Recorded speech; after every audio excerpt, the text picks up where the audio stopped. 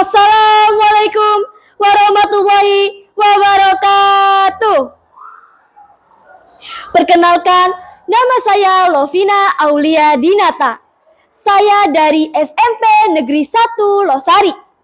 Saya akan menceritakan cerita yang berjudul Ki Bledug Jaya. Ki Bledug Jaya.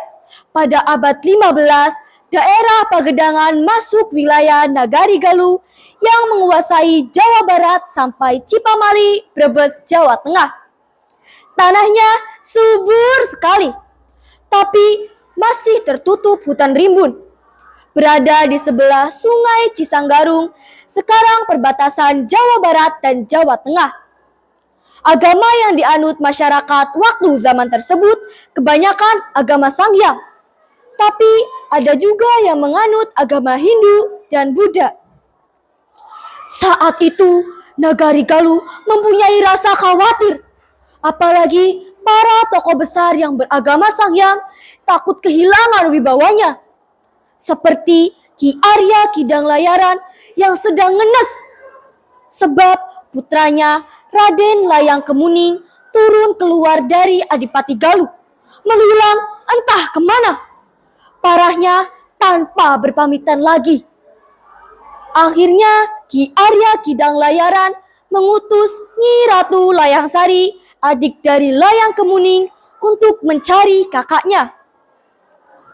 Layang Kemuning menetap di sebelah Sungai Cisanggarung dan menyamar menjadi tukang nyarah atau tukang mencari kayu yang hanyut di air, lalu mengganti namanya menjadi Ki Malewang.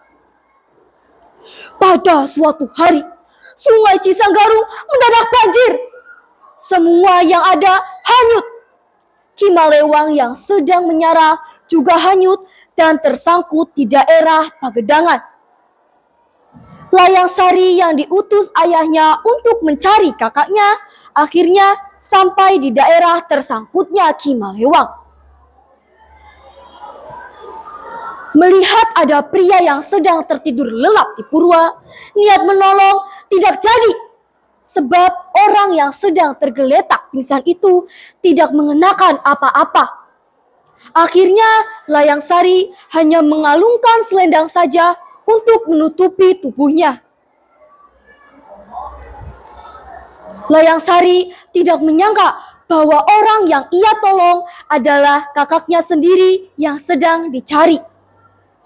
Setelah tersadar, Ki Malewang terkejut melihat tubuhnya telanjang bulat hanya mengenakan selendang saja.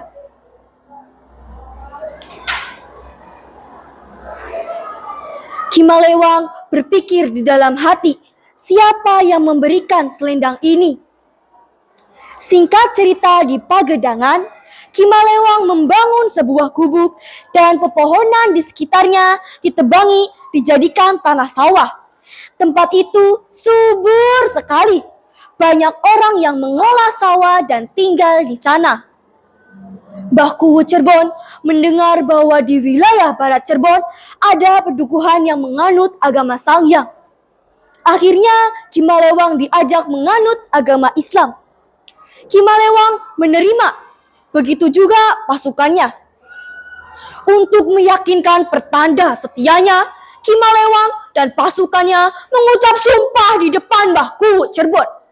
Saat sedang mengucap sumpah, tiba-tiba langit berubah menjadi gelap gulita. Petir menggelegar dan menyambar tubuh Ki Malewang sampai terdengar bunyi bledug. Tapi aneh, tubuh Ki Malewang tetap tegap. Dari kejadian itu, Ki Malewang dijuluki Ki Bledug Jaya. Untuk mengamankan daerah Pagedangan, terutama orang-orang yang masih tidak mau menganut agama Islam, Ki Bledug Jaya meminta dikirim prajurit dari Caruban. Rakyat dan orang-orang Pagedangan dilatih tata cara dan ilmu-ilmu perang. Lantaran untuk berlatih tata cara dan ilmu-ilmu perang, tempat itu menjadi sangat berdebu. Debu berterbangan kemana-mana. Sampai-sampai air yang biasa digunakan untuk minum mandi, dan mencuci jadi keruh, kotor, terkena debu. Akhirnya tempat latihan itu disebut Ciledug sampai sekarang. Saat itu, lebihan kayu jati dari pembangunan Masjid Agung Sang Cipta Rasa dibuat ranjang tidur besar. Tujuannya untuk berunding dan menyusun tata cara menyebarkan agama Islam.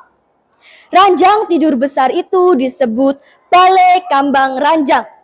Jumlah tiang sanggahnya ada 6.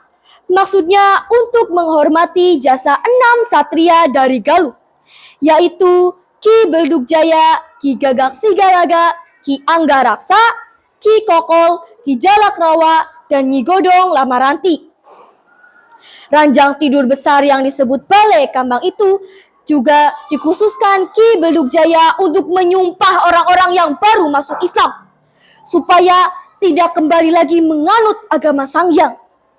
Akhirnya, Balai Kambang itu disebut Balai Penyumpahan. Demikian cerita yang dapat saya sampaikan. Wassalamualaikum warahmatullahi wabarakatuh.